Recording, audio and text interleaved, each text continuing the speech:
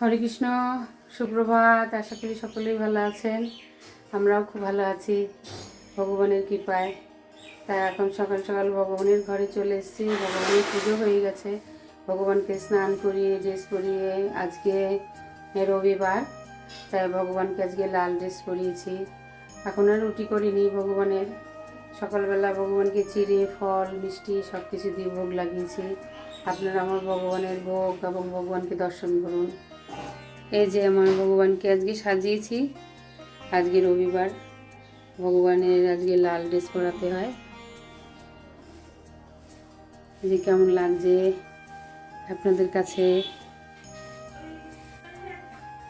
এই যে ভগবানকে আজকে ড্রাই ফ্রুট দিয়ে, কাজু কিশমিশ খেজুর দুধ মিষ্টি সব দিয়ে একটা মেখে আর এই ফল দিয়ে মিষ্টি দিয়ে ভগবানকে ভোগ লাগিয়েছি।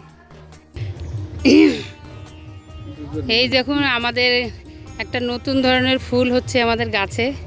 এরকম ফুল আমি আমার জীবনে দেখিনি কোথাও।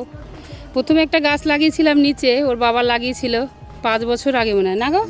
কয় বছর হবে? 4-5 বছর হয়ে গেল। ওই লেবারে একবার গাছের গোড়াটা কেটে দিয়েছিল, সেই শিকড় থেকে আবার গাছ বেরিয়েছে, সেইটাকে যত্ন করে এই গাছে তোলা হয়েছে।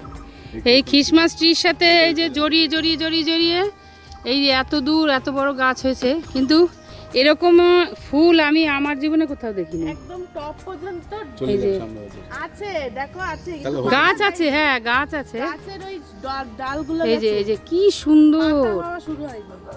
এই যে একদম ভেতরেও আছে। এই দেখো দেখো ভেতরেও আছে।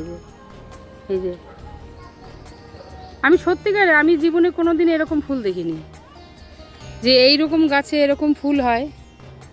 আর কালারটা দেখো, আননোন কালার একেবারে। বিশাল বড় অনেক বড়। এই যে এই ম্যাম এই জায়গাটা করে তোল দিদা। হ্যাঁ, এই ও জায়গাটা, তুই আবার কখন আসলি?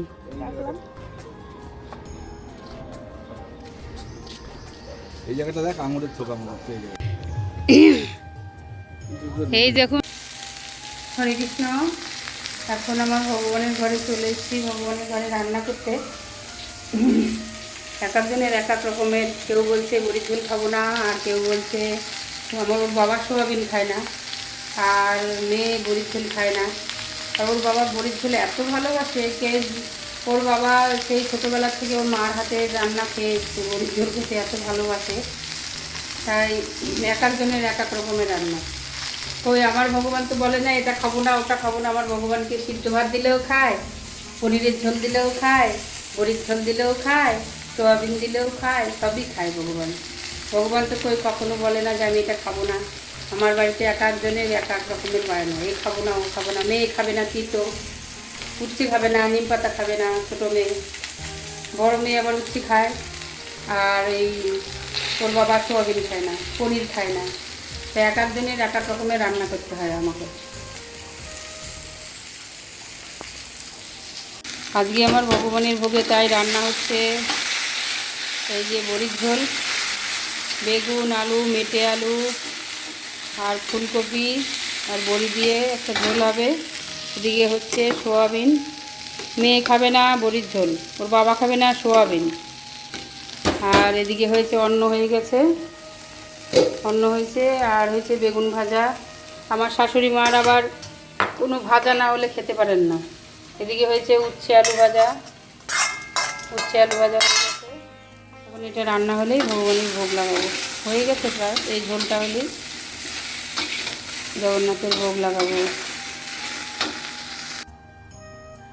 আজ আপনাদের একটা খুব সুন্দর একটা জিনিস শেয়ার করবো, যেটা আমি উপকার পাই। আমাদের সব মায়েদের তো সব কিছু করতে হয়, আর সব কিছুই আমাদের সংসারে সব কিছু করতে হয়। আমি যখন বাথরুম সাফ করি আমার খুব কষ্ট হয়। বাথরুমের টাইলসগুলো এত লাল হয়ে যায়, কিছুতেই পরিষ্কার হয় না। তো ওর বাবা একদিন এই জিনিসটা আমাকে এনে দেয়। এই জিনিসটা ভালো করে দেখুন, এই জিনিসটা এনে দেয়। এত সুন্দর জিনিসটা, একটুখানি যদি এরকমভাবে দেয়ালে লাগিয়ে দিই, 10 মিনিটও লাগে না।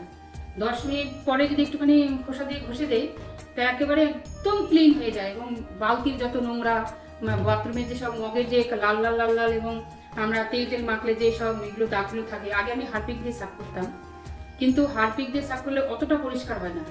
মানে অনেক সময়ও লাগে, প্রায় 20-25 মিনিট রেখে দিতে হয় তারপরে, কিন্তু এটা 10 মিনিটও লাগে না, একটুখানি দিলেই একেবারে এত সুন্দর পরিষ্কার হয়ে যায়, এই এত সুন্দর।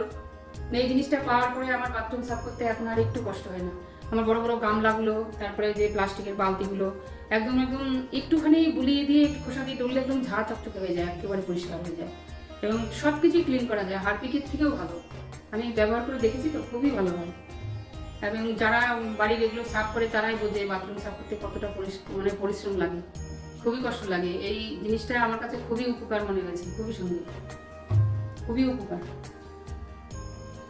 আপনারাও ব্যবহার করবেন। হয়তো মনে করছে যে বাথরুম নিয়ে কথা বলছি, কিন্তু বাথরুম আমাদের সংসারের জীবনের একটা অঙ্গ। বাথরুম পরিষ্কার না থাকলে আমাদের বাথরুমে কারোরই ঢুকতে ইচ্ছা করে না, কারণ সেই দায়িত্বটা আমার এই সংসারে।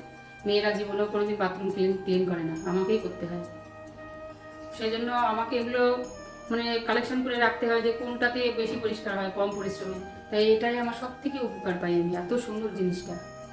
আপনারা এটা ট্রাই করে দেখতে পারেন, আমি তো খুব উপকার পাই এই জিনিসটা।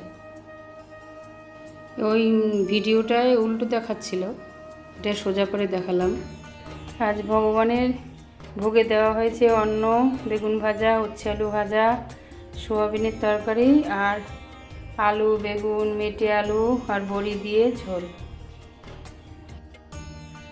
আমার এই সন্ধেবেলা সেবা পূজাও হয়ে গেছে, আর ভগবানের ভোগ দিয়েছি রুটি মিষ্টি আর দুধ। আজকে আর ভিডিও করা হয়নি। তারপরে ভোগ দেওয়ার পরে ভগবানকে শয়ন দিয়েছি। রাতে সবাইকেও খাবার দেওয়া হয়ে গেছে, খাবার দাবার খেয়ে যে যার মতন কাজে লেগে পড়েছে। আর এখন ওর বাবা এক গাদা বাজার নিয়ে এসছে। প্রত্যেক বছর সরস্বতী পুজো করি, এতদিন ধরে সরস্বতী পুজো করে আসছি, কিন্তু এবছর আর সরস্বতী পুজো করবো না। ওর বাবা বললো তুমি সব ঘরে ভোগ লাগাও, এই যে কালকের পুজোর বাজার, গোবিন্দভোগ চাল চিড়ে কলা। আমাদের আবার নিয়ম হচ্ছে সরস্বতী পুজোর পরের দিন চিড়ে দই দিতে হয় ভগবানকে, মিষ্টি দই সস অনেক কিছু, দুধ আর ম্যাগি। মেয়েকে কতবার বারণ করি যে ম্যাগি খাস না, ম্যাগি খাওয়া ভালো না, শুনবেই না কথা কোনো। মেয়ে এক গাদা বাবাকে লিস্ট লিখে দিয়েছে ম্যাগি আনার জন্য, বাবা লিস্ট নিয়ে সব নিয়ে এসছে। এই রাত করে এক গাদা বাজার নিয়ে এসছে, এখন কালকে সব রান্না হবে এই জন্য।